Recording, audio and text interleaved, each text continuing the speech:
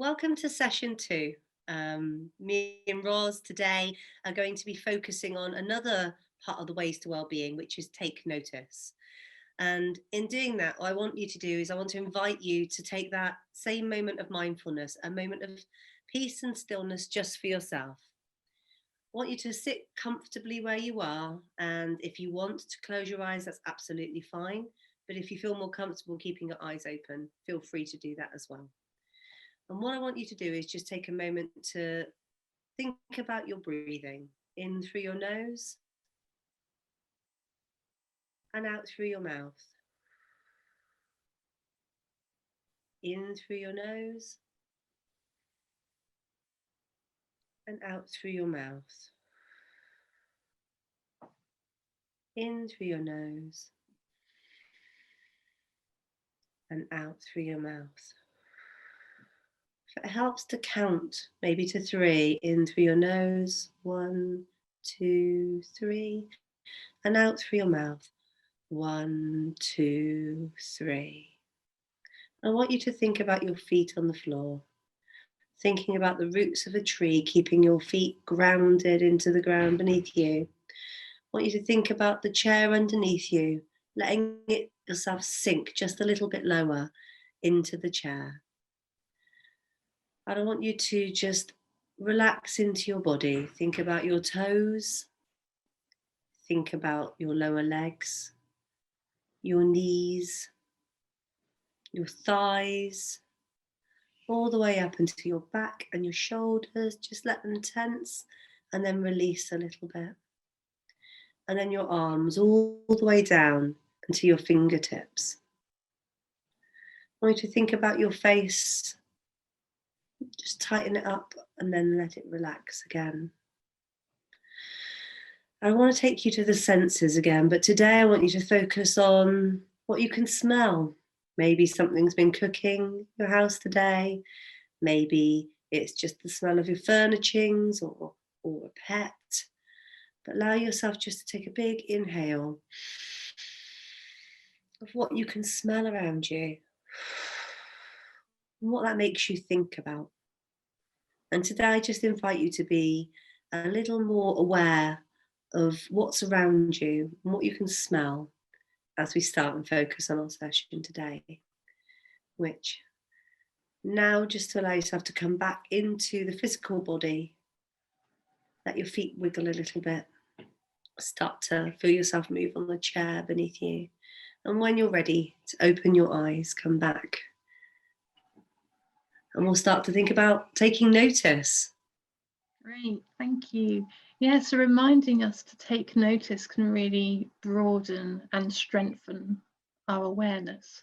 Studies have shown that being aware of what is taking place in the present directly enhances your well-being, and savouring the moment can help to reaffirm your life priorities. Heightened awareness also enhances your understanding and allows you to make positive choices based on your own values and motivations. So if we can take some time to enjoy the moment and the environment around you, we'll get a lot from that. And there's some ideas here on how to take notice and what to take notice of as well. And you might have some more to add to this list as well.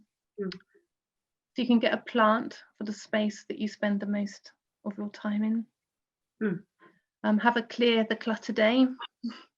I've done that before, where you just create space, and then I don't know, you just notice the things that you're clearing as well, which is great. You find all sorts of treasure sometimes. Take notice of how other people are acting or feeling. Take a different route on your next walk, and then perhaps do a virtual tour if you're online, or take a trip somewhere as well and go somewhere new.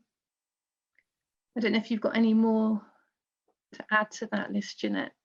I really like that list, and it made me think of the things that I could do to add into my day. Just that bit about taking just a moment longer. I think the lingering moment is what sort of springs to my mind. Is I think too often we move around very quickly. We've often got things we need to do and get done. And part of taking notice is just trying to get ourselves to slow down just a little bit and actually look at what's around us so that we can feel like we're actually in the here and now. Because I think so often we're thinking about what we haven't done or what we've got to do that day. Um, Even if it's looking around this room, my own living room, how often is it I've actually looked at the ornaments I have on my shelf or why they're there, but yet when you do that declutter day, like you said, Roz, that's when you start to unpick those things and remember what they're there for.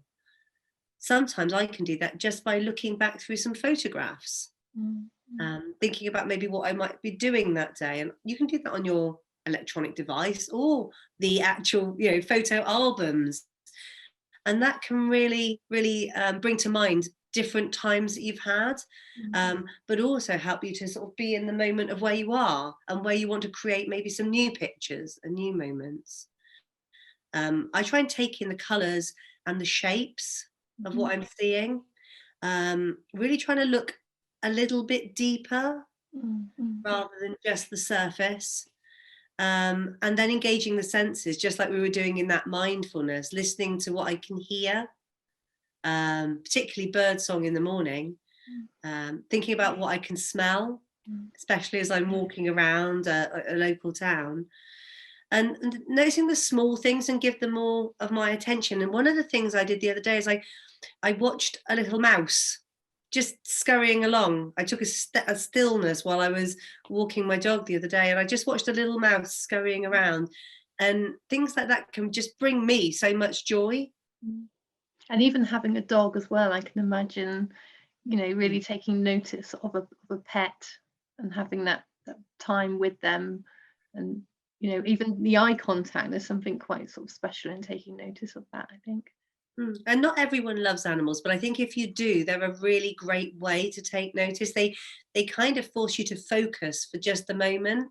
And even when you don't have a pet, if you love pets, just while you're out walking, you looking at other people's pets.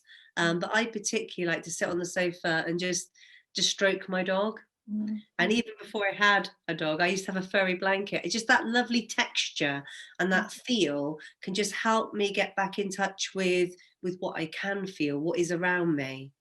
But I think it's all really down to focusing on slowing down that pace and enhancing the focus, because we miss so much and we take so much for granted.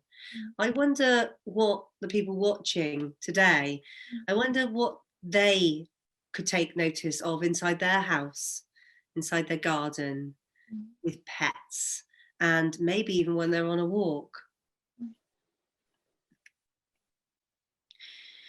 I try and...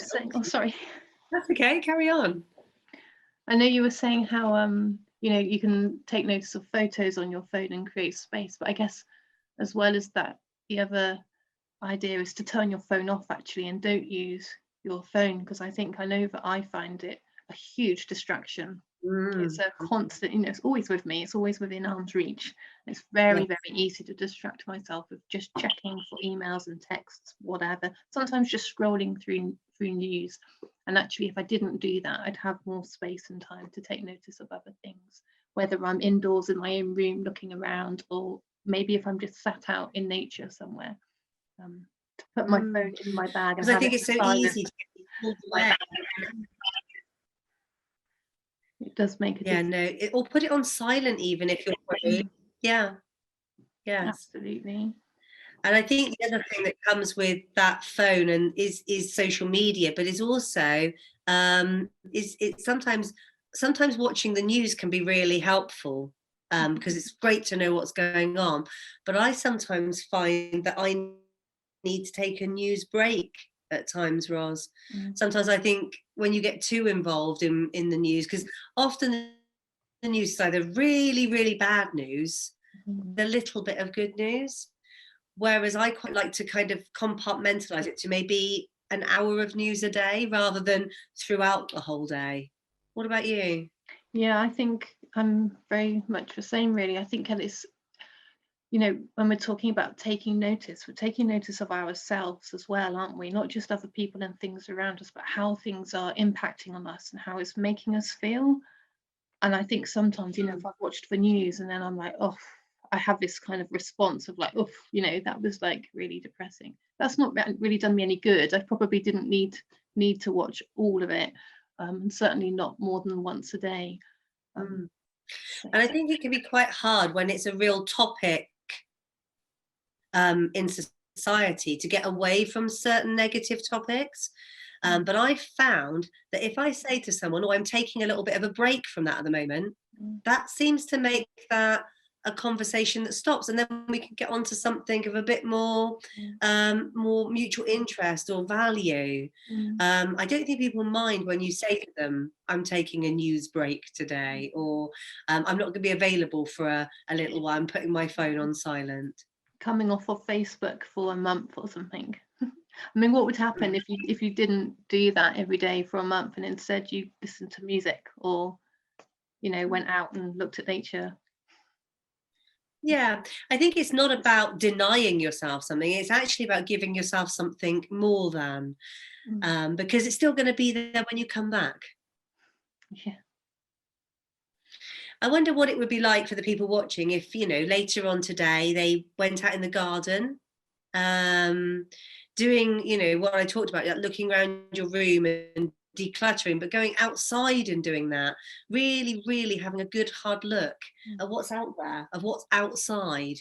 It might even be, you know, going out to a local park, or even just looking out of a window and really, really just having a proper look, a deep look, a less superficial look at what's around us, so that we can, you know, gain that focus.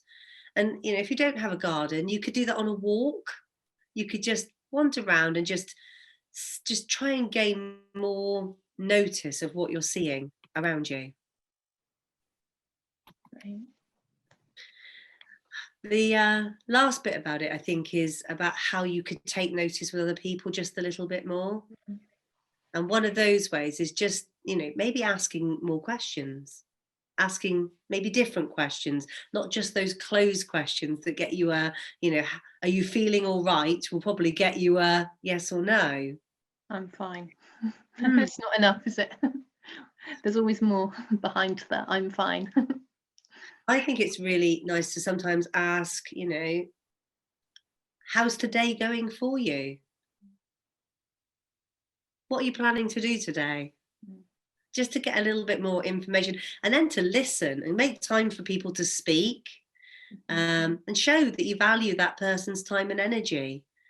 And that, I think, helps me be a bit more brave with my interactions with people. I think we were mentioning earlier about just maybe trying to smile a little bit more. I know some days I don't feel like it, but I know that when I walk past somebody I don't know, if I just try and raise a little smile, I'll feel better. I might have just lifted their day a little bit. And really noticing that as well when somebody's done that. I think it really is a nice little interaction. Yeah, Absolutely. I think anything that involves helping others, even when I've been at some of my lowest days, has made me feel slightly lifted. Inside the packs that we've got for everybody, we've got a take notice action plan. I wonder what other people are going to do to decide how they're going to take a little bit more notice, how they're going to fit that into their day, how they're going to make time for that. And of course, it doesn't need to take, you know, a huge chunk from the day, does it? You know, 5 or 10 minutes, even 2 minutes of just a little bit of like mindful thinking in a way, and being aware, and being, you know, taking notice of food and what we're eating. I think that's a really great thing to do as well. To notice, you know, how we're cooking a meal, what it smells like, what it looks like on the plate, and then noticing the flavors go down. It's going back to what you were saying at the beginning about slowing down the pace a little bit and letting things come in. Yeah. Thank you, Roz. Thanks.